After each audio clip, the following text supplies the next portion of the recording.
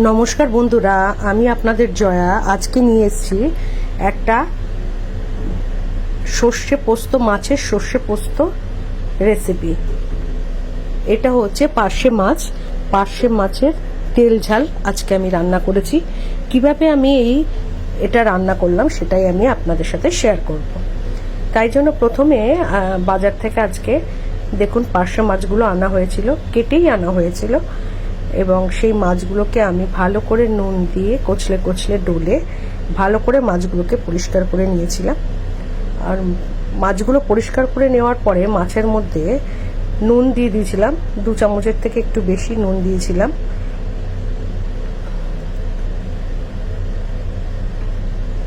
আর দিয়ে দিয়েছিলাম হলুদ গুঁড়ো। নুন আর হলুদ গুঁড়ো দিয়ে মাছটাকে আমি ভালো করে মেখে নিয়েছিলাম।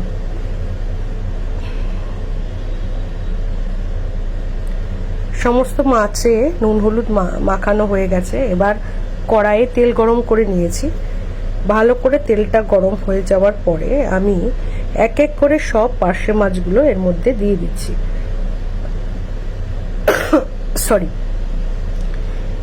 এক এক করে সব মাছগুলো আমি দিয়ে দিলাম। প্রথমে মাছগুলোকে আমাকে ভালো করে ভেজে নিতে হবে, ঠিক আছে?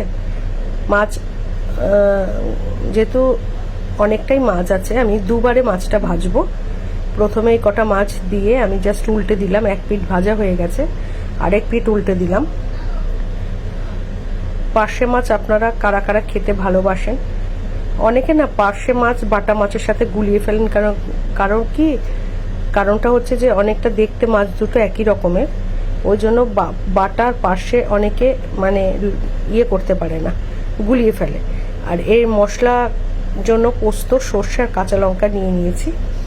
মাছগুলো আমার ভাজা প্রায় রেডি। এবার সমস্ত মাছগুলোকে আমি একটা কড়াইয়ে তুলে নিচ্ছি। কড়াই বলছি, থালাতে তুলে নিচ্ছি। থালাতে তুলে নিলাম। আরো কিছুটা মাছ আছে, সেই মাছগুলো আবার ভেজে নিচ্ছি। আমি সত্যি বললাম কিনা বন্ধুরা, আপনারাই বলুন। বাটা আর পার্শে মাছ দেখতে কিন্তু একই রকম। দেখুন সমস্ত মাছগুলো আমি একটা থালায় তুলে নিয়েছি। আর এদিকে সর্ষে পোস্ত কাঁচা লঙ্কার পেস্টও আমার রেডি হয়ে গেছে। মাছ ভাজার পরে সেই তেলে আমি কিছুটা কালো জিরে ফোড়ন দিয়ে দিচ্ছি, আর একটুখানি একটা গোটা শুকনো লঙ্কা মাঝখান থেকে ফাটিয়ে তেলের মধ্যে দিয়ে নাড়িয়ে নিচ্ছি, যাতে কালো জিরের গন্ধটা ওই তেলের মধ্যে চলে যায়, তেলের মধ্যে মিশে যায়। এবার মাছগুলোকে ওই তেলের মধ্যে সব দিয়ে দিলাম। আর সর্ষে পোস্ত বাটার পেস্টটা মধ্যে নুন আর হলুদ একটু মিশিয়ে দেখুন, কালো জিরে আর শুকনো লঙ্কা ফোড়ন দেওয়ার পরে মাছগুলো দেওয়ার পরে ওই সর্ষে পোস্ত আর কাঁচা লঙ্কার পেস্টটা তার মধ্যে জল দিয়ে সেটা মাছের মধ্যে দিয়ে দিলাম। এবার জলটা না মাছ অনুসারে দিতে হবে, মাছ অল্প থাকলে কম, আর মাছ বেশি থাকলে জলটা একটু বেশি দিতে হবে। নুন একটু কম ছিল বলে নুনটা আর একটু দিয়ে দিলাম। দিয়ে এবার এটাকে ফুটতে দিতে হবে। আর হলুদ একটু কম হয়েছিল বলে বন্ধুরা হলুদ আর একটু দিয়ে দিলাম। দিয়ে মাছের ঝোলটাকে একটু নাড়িয়ে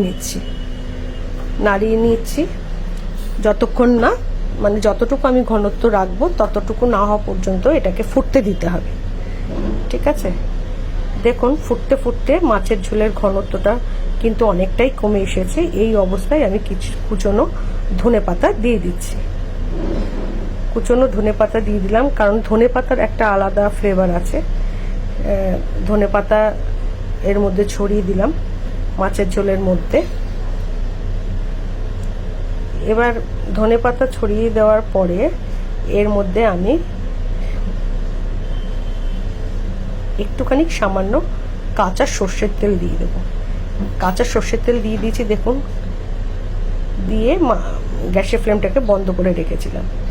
দেখুন মাছের ঝোলের টেক্সচারটা কেমন হয়েছে মাছের ঝোলের টেক্সচারটা আপনারা অবশ্যই কমেন্ট করে জানাবেন বন্ধুরা।